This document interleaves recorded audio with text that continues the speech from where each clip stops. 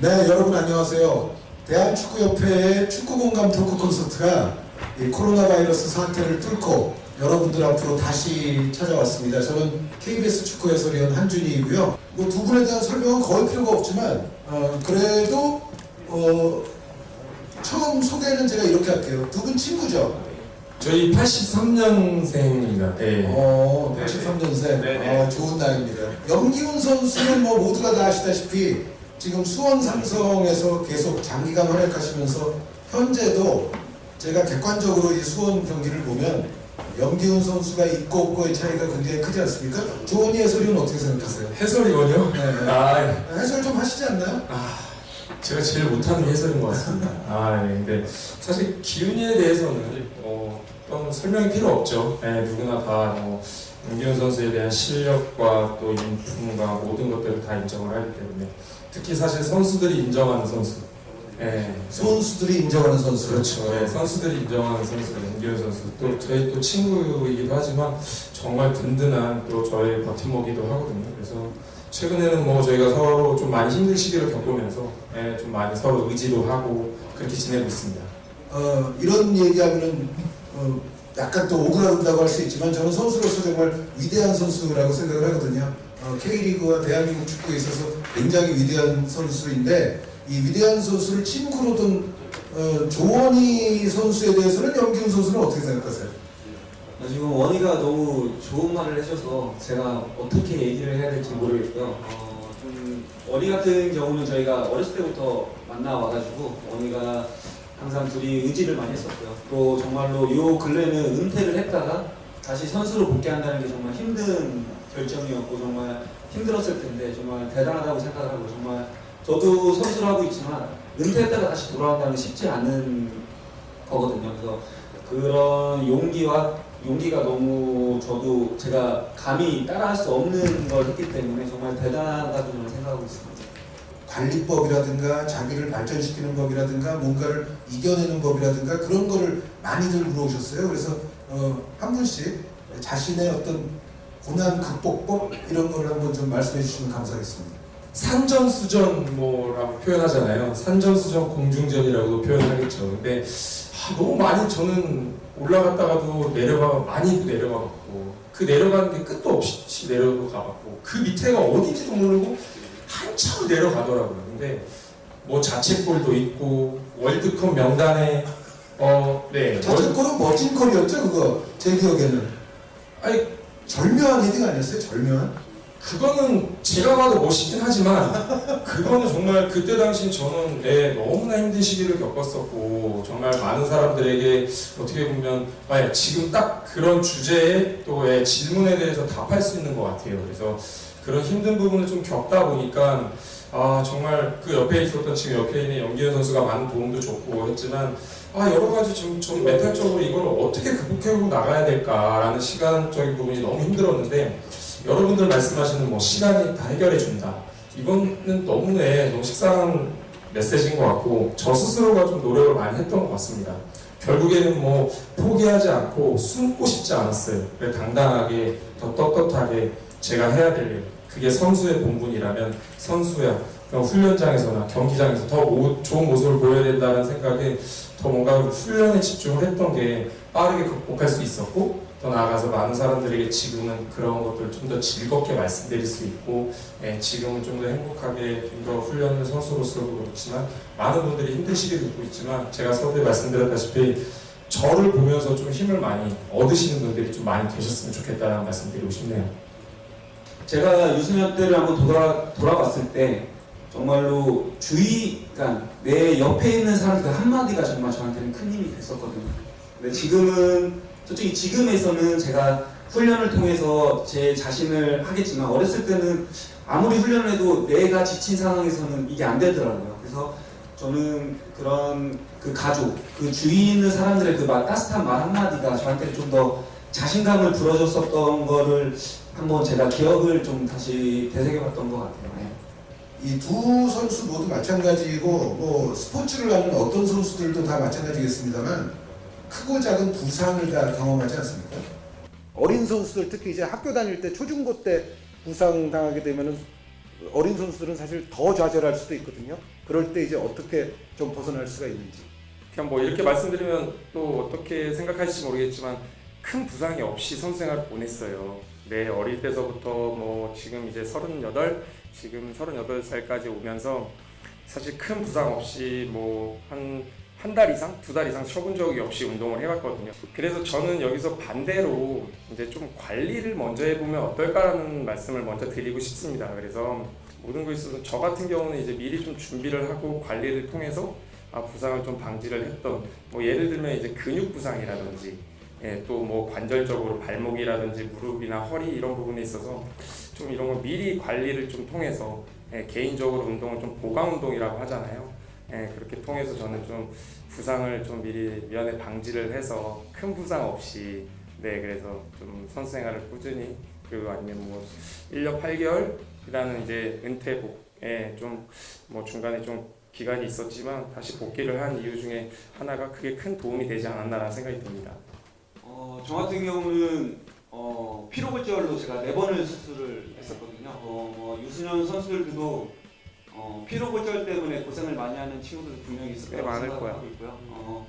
저는 원희의 말이 좀 공감이 가는 게 이게 미리 방지, 그러니까 부상이라는 거는 내가 조심해야 된다고 해서 되는 게 아니라 상대가 이제 축구라는 게 부딪히면서 하기 때문에 내가 아무리 조심한다고 해도 상대가 좀 강하게 부딪히면 이게 부상이 오기 때문에, 그래서 그런 미리 방지하는 게 상당히 좋다고 생각하고 있고요. 또 그 예를 들어서 제가 피로골절 4번이 부러졌을 때 그 의사 선생님이 말씀하시기를 제가 뛸 때 조금 팔자 걸음으로 뛰기 때문에 피로골절이 자주 온다라는 말씀하셨어요. 그래서 조금 엄지발가락 쪽으로 힘을 가해서 뛰면 좋을 거라는 그런 말씀을 하셨거든요. 그러니까 어떻게 보면 이런 것도 미리 제가 다치기 전에 방지를 했었다면 4번 부러질 게 한 번으로 줄었을 거라는 생각을 하거든요. 그래서 그런 지금은 과학적으로 많이 좋아졌잖아요. 그러니까 유소년 어린이들이나 또 지금 축구를 하고 있는 친구들한테는 그냥 무작정 내가 뭐 해야 된다는 게 아니라 전문가를 통해서 내 몸 상태가 어떻고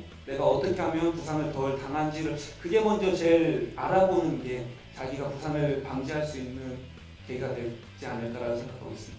질문지를 보니까 염기훈 선수에게 특화된 질문 하나 드리겠습니다. 원래 저 오른발잡이였어요. 그렇죠? 네네. 언론에도 예전에 나왔던 것 같은데 오른발잡이인데 지금 왼발의 달인이라는 칭호를 얻게 되는 데까지는 어떤 과정이 있었나요?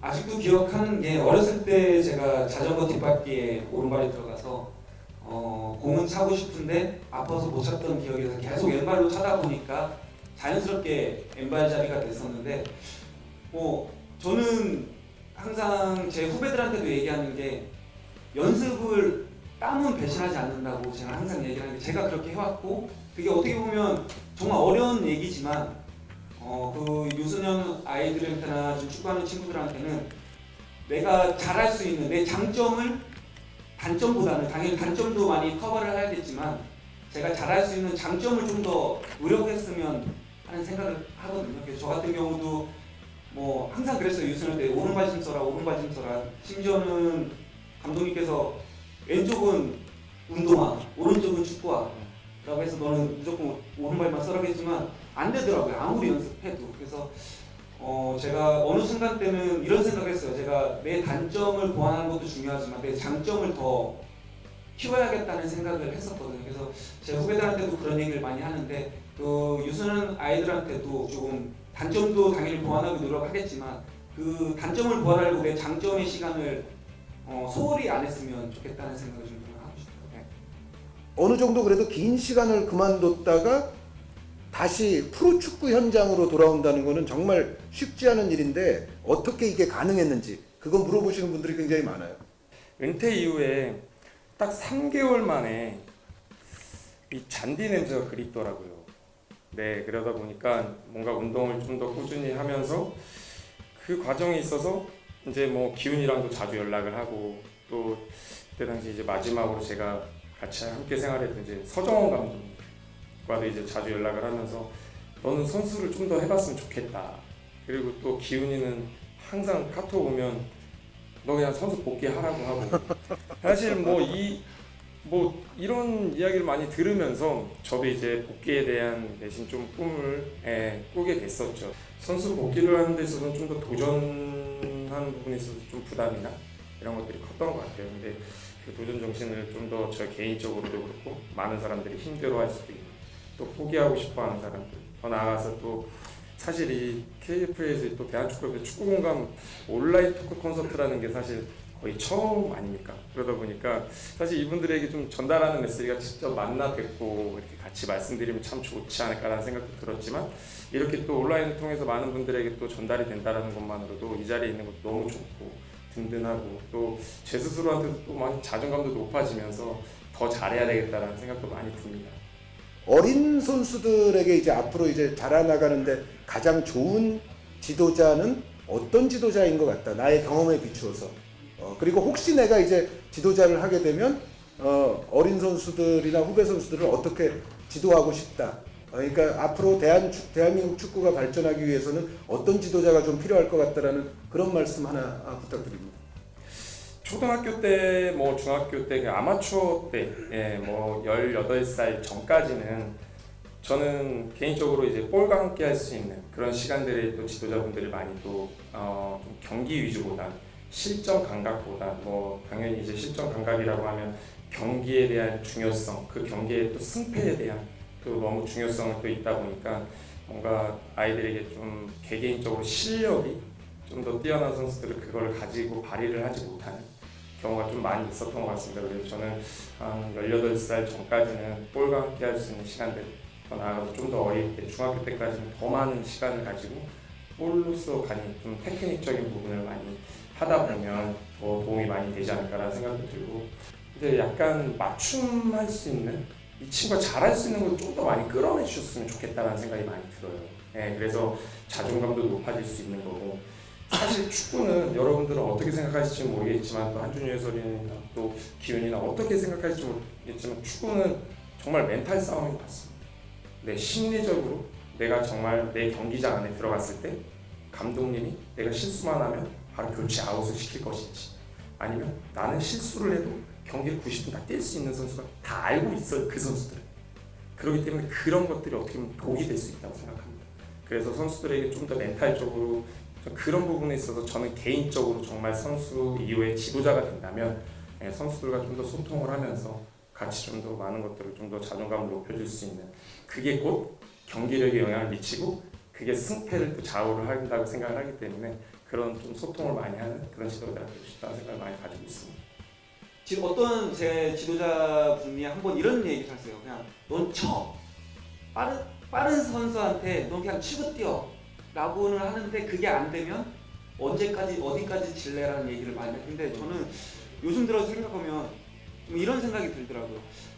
그냥 쳐가 아니라 그럼 어떻게 쳐야 되는 방법을 알려주면 어떨까라는 생각도 저는 좀 들고요. 그러니까 이게 또 예를 들어서 제가 이제 그런 거를 제가 느끼면서 내가 지도자가 되면 당연히 수비수, 미드필드, 공격수 다 자기 성향이 다 다르고 또 포지션이 다 다르잖아요. 그래서 그 선수들만의 그 알려주는 방법도 당연히 다 다르다고 생각을 해요. 그래서 디테일적인 부분이 더 많이 가야 된다고 저는 생각을 하고 있거든요. 그래서 분명히 미드필드한테는 어떻게 해야 되는 그 디테일적인 부분, 수비는 어떻게 해야 되고 공격은 어떻게 해야 되고 이런 게 전체적으로 가야 되지 않을까라는 저는 생각을 하고 있어서 내가 지도자가 된다고 하면 그런 부분을 좀 더 제가 신경을 써서 하고 싶은 생각이 있고요. 더 큰 거는 저는 선수와 지도자의 신뢰가 저는 제일 중요하다고 저는 생각을 해서 제가 지도자가 된다고 하면 정말 선수와 지도자의 그 신뢰를 무너뜨리지 않게끔 내가 노력을 더 해야겠다는 생각을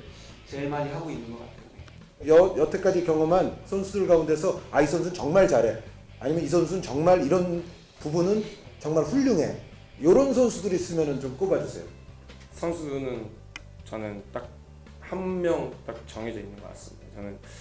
저는 이제 수원 삼성 블루윙즈 지금 코치를 맡고 있는 김두현 코치님이 계세요. 그분은 우선 부상적인 부분에 있어서 또 많은 어려운 힘든 시기를 제가 옆에서 지켜봤고 그걸 극복하는 모습들을 봤을 때 모든 것들이 있어서 너무 완벽했었고, 그걸 부상의 이후에 복귀를 해서 정말 말도 안 되는 퍼포먼스를 보여줘서 그걸 극복하는 모습을 보면서 사실 저는 김두현 코치님이 정말 뭐 인성적으로 인품적으로는 당연히 기본적으로 최고고 그 이후에도 정말 부상으로 했을 때는 김두현 코치님이 부상을 너무 많이 당했어가지고 그 옆에서 항상 봤을 때 그걸 잘 이겨내고 극복하는 그런 모습들을 봤을 때는 너무나 좀 좋았던 정말 훌륭했던 그런 기억이 납니다. 네, 저도 이런 질문을 조금 많이 받았었는데 그럴 때마다 제가 항상 얘기하는 저는 두 명이 있거든요. 그래서 제가 깜짝 놀랬던 이 선수들의 그 나이 때 처음 만났을 때 그 어린 때 만났을 때 깜짝 놀랐던 선수가 이청용 선수랑 김보경 선수. 제가 청룡이 같은 경우는 거의 20살 때 청룡이가 20살 때 처음 봤고 보경이도 거의 21살 그 정도 봤었는데 깜짝 놀랐어요. 정말 저 나이에 저렇게 공을 차는 애가 있구나. 그래서 아마 저는 그때 항상 그게 임팩트가 너무 강해서 지금까지도 항상 물어보면 보경이랑 청룡이를 저는 항상 언급을 했었던 것 같아요.